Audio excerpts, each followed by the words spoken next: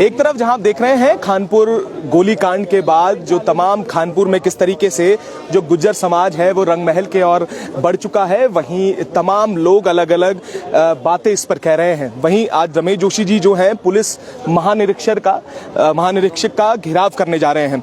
जोशी जी, कई सवाल हैं, आखिर क्यों जरूरत पड़ी कि आप आज आईजी जो गढ़वाल हैं उनका घेराव करने या उनसे प्रश्न पूछने जा रहे हैं? क्या पुलिस की कार्रवाई पे आपको कोई शक है या क्या बात है ऐसी कि आपको आज आईजी गढ़वाल की घेराव करने जाना पड़ा? सबसे पहले मैं धन्यवाद करता हूं गोधियाल जी आपको।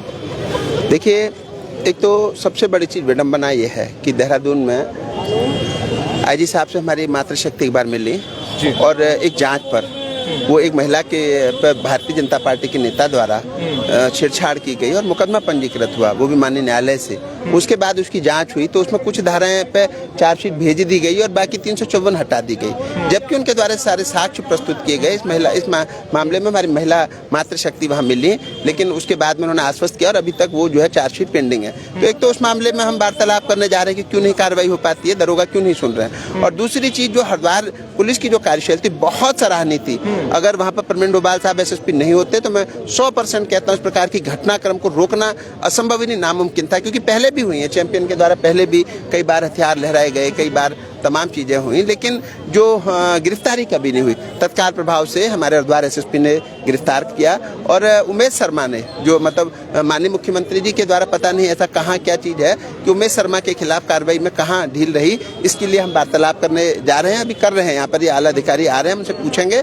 और उसके अलावा जो है उन पर एक हम अपील करेंगे कि उन पर गैंगस्टर की कार्रवाई हो, चूंकि जो उमेश शर्मा है वो हमारे उत्तराखंडियों का विरोधी है, हालांकि वो किसी का भी नहीं है। उसने देखिए जिस प्रकार की घटना घटित करी, वो जिस प्रकार से अपनी राजनीति को, छिछोरी राजनीति को चमकाने के लिए रंगमहल में गया, वो निंदनीय था। लेकिन उसके बाद में वो कल रोने धोने लगा, एक ही दिन में रो धोने लगा। इतना बड़ा नाटक कलाकार मैंने आज तक अपनी जिंदगी में नहीं देखा। पीछे उसने एक वीडियो चलाई, उसमें ये बताया कि जो है उत्तराखंड में मूल निवास और भू कानून के नाम से डराया जा रहा है। 30,000 करोड़ रुपए का निवेश चला गया। क्या वही है जो है चीफ सेक्रेटरी, या वही है माननीय मुख्यमंत्री? क्या है वो एक विधायक है। वो ये खानपुर के लोगों के लिए बताया ना, उसने कौन सी योजनाओं से लाभान्वित किया। खानपुर से वो विधायक है, उसने खानपुर की जनता के लिए क्या करा, खानपुर के लोग उससे क्यों खुश हैं। और जो है क्या ना, पिछली बार लोकसभा में देख लिया उसने, अपनी औकात देख ली, सिमट गया। उसको कितने वोट पड़े, उसको औकात बता दी जनता ने। तो जो उत्तराखंड के विरोध में काम कर रहा है, तो ऐसे व्यक्तियों को मैंने पहले भी कहा था स्कूटर से गाजियाबाद छोड़ने जाऊंगा। और मैं फिर कह रहा हूं कि आज नहीं तो कल उसने उत्तराखंड से जो अकूक संपत्ति अर्जित करी है, जब कभी उसने निशंक जी को ब्लैकमेल करा, कभी उसने हरीश रावत जी को ब्लैकमेल करा, कभी उसने त्रिवेंद्र रावत जी को ब्लैकमेल करा, और इस प्रकार के लोगों को के खिलाफ सख्त से सख्त कार्रवाई होनी चाहिए, यही हमारी अपील है। अच्छा जोशी जी, मैं खानपुर मामले की बात करता हूँ। आप कह रहे हैं कि गैंगस्टर लगनी चाहिए, वहीं एक वीडियो उमेश कुमार का आता है, वो ये कहते हुए नजर आते हैं कि जो धाराएं उन पे लगाई गई थी उसमें कोई अरेस्टिंग नहीं थी। उसके बाद भी उन्होंने जो परमिंदर डोभाल है उनके कहने पे अरेस्टिंग दी और वो कोर्ट के दरवाजे तक गए। तो इस पर क्या कहेंगे आप? एक तरफ बोल रहे कुछ रूलिंग आप लेके जाएंगे जिस रूलिंग के तहत गिरफ्तारी हो सकती है या और भी चीजें आप कह रहे थे, तो उसको लेकर क्या कहेंगे? उनका कहना साफ ये है कि कोई अरेस्टिंग नहीं थी। वो बहुत ड्रामेबाज आदमी है, बहुत ड्रामेबाज। उसने कहीं न कहीं किसी न किसी बड़े नेता की और किसी न किसी बड़े सेक्रेटरी की उसने वीडियो बना रखी है। एक आईएएस और एक आईपीएस उसके सपोर्ट में है, उनका कहीं ना कहीं उसने स्टिंग बना रखी है।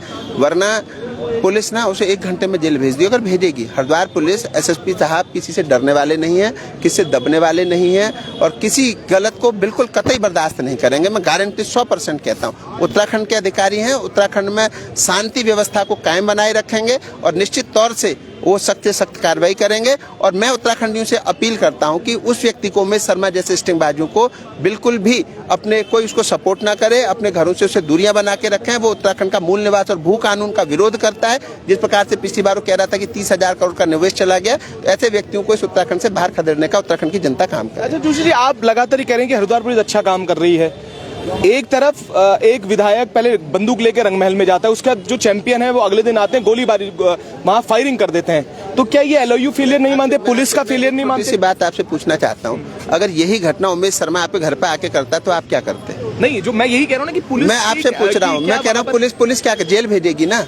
पुलिस ने तुरंत जेल भेजा ना। पुलिस ने कोई लाग लपेट करी, किसी दबाव में आए, वो चैंपियन कोई मामूली आदमी तो नहीं है ना। पुलिस ने बिना लाग लपेट के जेल भेज दिया, आप क्या फांसी चढ़ा देते? नहीं, उनका कहना तो ये भी है, चैंपियन साहब ने कॉल की थी, उनकी जो धर्मपत्नी, उन्होंने कॉल की एसएसपी साहब को। आरोप प्रत्यारोप लगते रहते हैं, हम पे भी आरोप लगाते होंगे, आप पे भी लगाते होंगे। मैंने क्या कहा, ये एक जांच का विषय है। इसके लिए देखो वार्तालाप चल रही है, जांच हो रही है, इस पर जो भी होगा बेस्ट होगा वो सामने आ जाएगा। हाथ कंगन को आरसी क्या और पढ़े लिखे को फारसी क्या? भाई कॉल इन लोगों को पुलिस की आवश्यकता क्यों पड़ रही है? अब ये तो दोनों ही बिल्कुल जो है बहुत बिल्कुल ही दोनों ही जाबाज सिपाही हैं। एक जो है वहां जाकर के ऐसा नाटक कर रहा है कि जो है क्या नाम कहते हैं, चैंपियन तू कहाँ है, दूसरा वहां तर गोली चला, पिक्चरों की शूटिंग चली है। अब वैसे तो इन दोनों को जो था लड़ने देना चाहिए था, इन्हीं दोनों की लड़ाई थी, होने देनी थी, क्योंकि इस प्रकार के लोगों का जो है को पुलिस अब जाना ही नहीं था इन्हें पुलिस के पास। ये तो बड़े रंगबाज लोग हैं, इनको पुलिस अब क्यों पुलिस की याद आ रही है? और जब पुलिस अब याद आ रही है तो तब उस दिन क्यों नहीं याद आई? आज ये लोग पुलिस पर आरोप लगा रहे हैं, उस दिन कहाँ गई थी इनकी चीजें? उस दिन चलो कॉल नहीं करी, नहीं आई तो पुलिस में जाते ना, आप जनप्रतिनिधि धरना देते, प्रदर्शन करते, आपको क्या ऐसी जरूरत है? और पहले वाला जो कल रो दो के कह रहा है कि मैं राजनीति नहीं करूंगा, ऐसे राजनीति इसके बस की नहीं है, वो ड्रामेबाज है, वो केवल ड्रामेबाजी कर सकता है। उसको कहीं उसका अकुक पैसा है, उसको तो मुंबई में जाके पिक्चर बनानी चाहिए और उसको शूटिंग करनी चाहिए, अपना पैसा अब वो बॉलीवुड और हॉलीवुड में खर्च करे। अच्छा जोशी, एक आखिरी सवाल है, देखिए आपसी विवाद है, निजी विवाद है, एक दूसरे के प्रति ये विवाद है, पर कुछ समाजों का, गुर्जर समाज जो है वो भी वहां पर रंग महल के बाहर पहुंचा हुआ है। एक तरफ यहां से भी आह्वान किया गया था कि ब्राह्मण समाज का आह्वान करते हैं महापंचायत, तो इसको लेकर साथ कोई ब्राह्मण नहीं है, उसने कभी ब्राह्मणों के लिए कुछ नहीं करा, वो केवल डराना चाह रहा था, जो उसके द्वारा कोई कार्य नहीं किया गया। और जो है क्या नाम कहते हैं, तो इस प्रकार के ड्रामेबाजों के साथ कोई नहीं है। चुनाव में, लोकसभा के चुनाव में उसको उसकी औकात बता दी जनता ने, और अब जीवन में उसको 200 वोट भी नहीं पड़ेंगे। वो केवल पैसे के दम से, पैसे के बल से जो है चीजें जो है वो कर रहा है, वो बेहद निंदनीय है। ठीक है, एसपी साहब शायद आ चुके हैं ना, वहाँ एक बार चलते हैं हम। ज्ञापन चल आइए।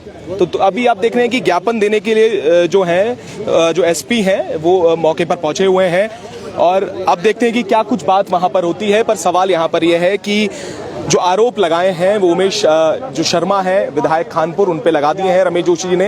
उन्होंने ये भी कहा है जो दो समाजों की लड़ाई है, गुर्जर समाज और एक तरह से जो आह्वान किया गया था ब्राह्मण समाज का, तो उनको लेकर ये साफ उन्होंने कहा है कि कोई भी जो ब्राह्मण है वो उमेश जो शर्मा है उनके साथ खड़ा हुआ नहीं है, क्योंकि उनके लिए आज तक किया क्या है, ये एक प्रश्न जिन्होंने खड़े किए हैं। अब देखना है कि आगे क्या वार्ता होती है और इस ज्ञापन के बाद क्या कुछ होता है। हरिद्वार पुलिस की सराहना करते हुए भी जोशी जी नजर आ रहे हैं। अब देखना है आगे कुछ क्या होता है, हम भी आपको अपडेट करते रहेंगे। तब तक के लिए जुड़े रहिएगा और देखते रहिएगा उत्तराखंड हलचल।